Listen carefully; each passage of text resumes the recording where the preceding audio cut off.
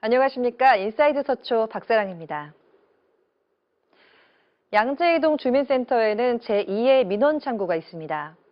바로 양재이동 행복사랑방이라 이름 붙여진 SNS인데요. 이곳에 불편사항이나 건의사항을 올리면 주민센터 직원들이 신속히 해결에 나선다고 합니다. 양재이동에 사는 윤혜원 씨. 비가 온 뒤 아이들이 뛰어놀 마을공원의 상태가 걱정돼 동주민센터에 점검을 요청합니다. 민원 제기 수단은 SNS. 불과 몇 분 사이에 주민센터 직원이 민원을 확인하고 현장으로 출동합니다. 양재이동은 기존에 운영하던 주민센터 SNS를 올해 2월부터 제2의 민원 창구로 활용하고 있습니다. 주민이 민원을 제기하면 주민센터에서는 이를 해결한 뒤 구체적인 조치 내용을 SNS에 올립니다. 최대 장점은 신속성. 민원 내용의 실시간 확인과 최대한 빠른 해결을 위해 SNS 담당 직원도 별도 지정했습니다. 지금은 하루에 많으면 10건 이상의 글이 올라올 정도로 SNS를 통한 주민과의 소통이 활성화되어 있습니다. 이 밖에도 주민들이 잘 모를 수 있는 정책이나 행사 일정도 공유해 반응이 좋습니다. 양재이동은 앞으로도 신속한 민원 해결에 나서는 한편 구청과 연계해 일자리 정보를 제공하는 등 SNS의 기능을 최대한 활용함으로써 지역 주민의 삶의 질 향상에 노력하겠다고 밝혔습니다. HCN 뉴스 박주현입니다. 전라북도 서울장학숙 대학생들이 지역 아이들의 멘토가 돼 학습을 돕는 돌봄 교실이 열렸습니다. 여름 방학을 맞은 초등학교 학생들이 전라북도 서울장학숙을 찾았습니다. 누나, 언니와 함께하는 수업에 참여하기 위해서입니다. 이는 무슨 뜻일까요? 저요 2만 살이라서요. 2만 살이라서 또 2학년. 2학년, 네, 또 2월생, 또 2일생. 2일생. 멘토로 참여한 대학생들은 아이들이 흥미를 느낄 수 있도록 수준에 맞춘 색종이 그림 그리기, 과학 실험 등 다양한 프로그램을 마련했습니다. 누나와 함께하는 수업은 방학을 알차게 보낼 수 있는 의미 있는 시간입니다.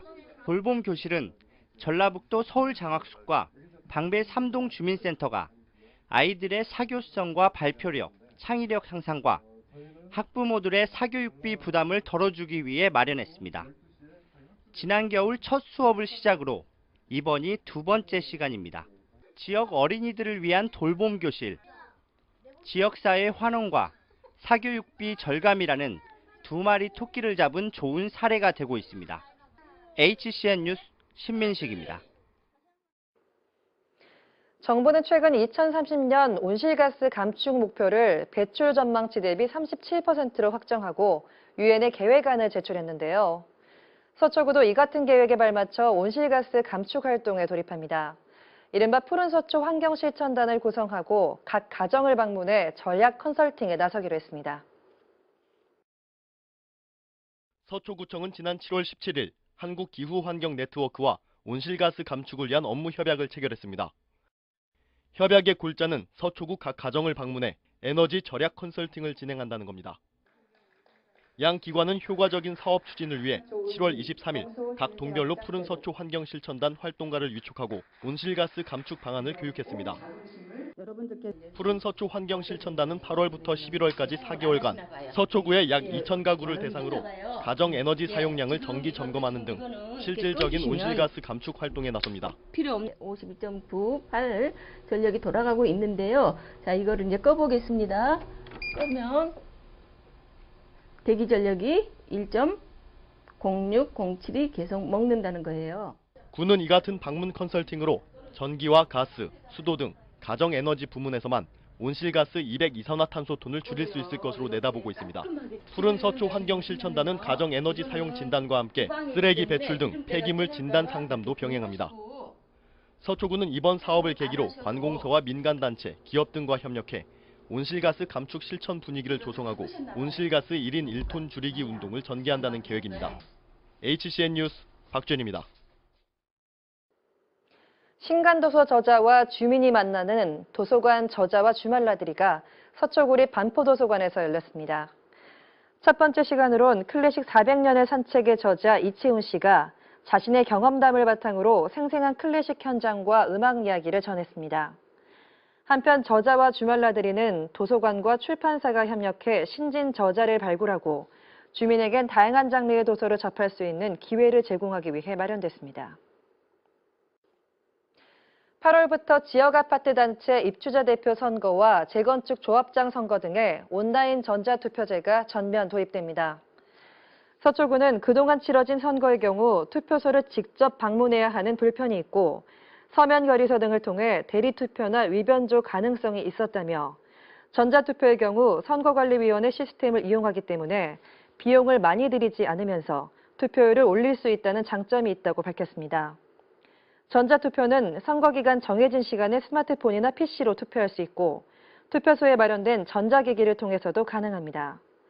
실제로 방배동의 한 아파트의 관리규약 개정 선거를 전자투표로 시행한 결과 투표율이 56%로 나타나 이전 선거 20%보다 투표율이 36%포인트 올랐으며 지난 6월 치러진 한 재건축 추진위원회 예비임원 선거의 경우 40% 투표율로 기존 다른 추진위 선거보다 10%포인트 이상 높았습니다. 서초구는 8월부터 2달간 체납된 불법 5개 광고물 과태료 징수를 강화한다고 밝혔습니다. 구는 반복적인 단순 납부 안내 대신 체납자 재산을 추적해 압류 등 행정조치로 과태료를 징수할 계획입니다. 특히 고액 상습 체납자는 명단을 작성해 별도 관리한다는 방침입니다. 한편 서초구에서는 올해 불법 5개 광고물 과태료로 6월 말 기준 3억 4천만 원이 부과됐지만 징수율은 37%에 그치고 있습니다. 서초구와 SH공사 남부지역 주거복지단이 자살 예방 위기 대응 시스템 구축을 위한 업무 협약을 맺었습니다.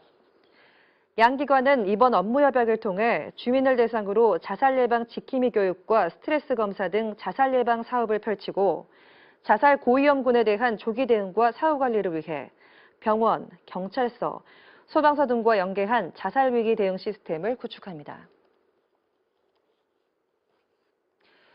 서초구가 지역 내 모든 어린이집의 시설 점검에 나섭니다. 구는 8월 31일까지 서초구 204개 어린이집의 건물과 가스, 전기, 소방 분야 등을 점검한다고 밝혔습니다.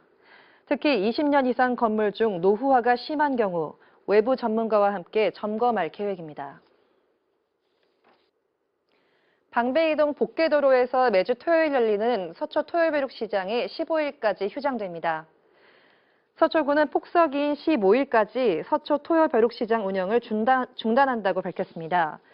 지난 1998년 아나바다 운동으로 시작된 서초 토요벼룩시장은 지난해까지 모두 800회 열렸으며 42만 9천여 명이 참여해 재활용품이 거래됐습니다. 서초구 자원봉사센터가 만 4, 5세 유아를 대상으로 운영되는 어린이 나눔교육에 참여할 봉사자 나눔지기를 모집합니다. 대상은 만 20세 이상이며 아동지도 경험이 있거나 어린이를 좋아하는 사람으로 1년 이상 활동이 가능해야 합니다.